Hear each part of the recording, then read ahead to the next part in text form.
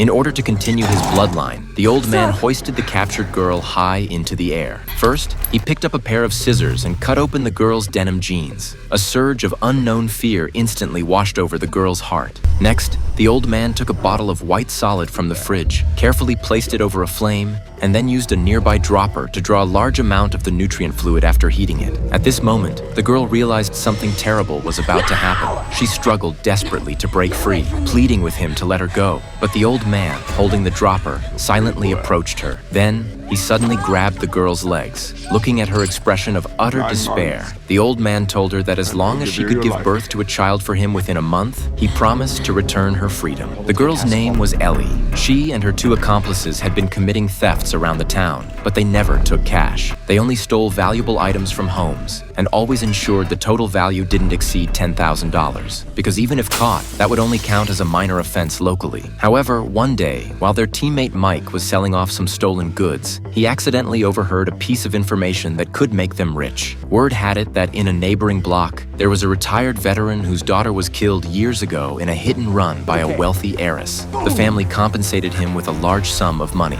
If they could successfully steal that cash, their lives would be set. Even more promising was that during their scouting, they found the block was nearly deserted due to economic downturn. The veteran was blind and only had a black dog as company. That made them believe this mission might be much easier than usual.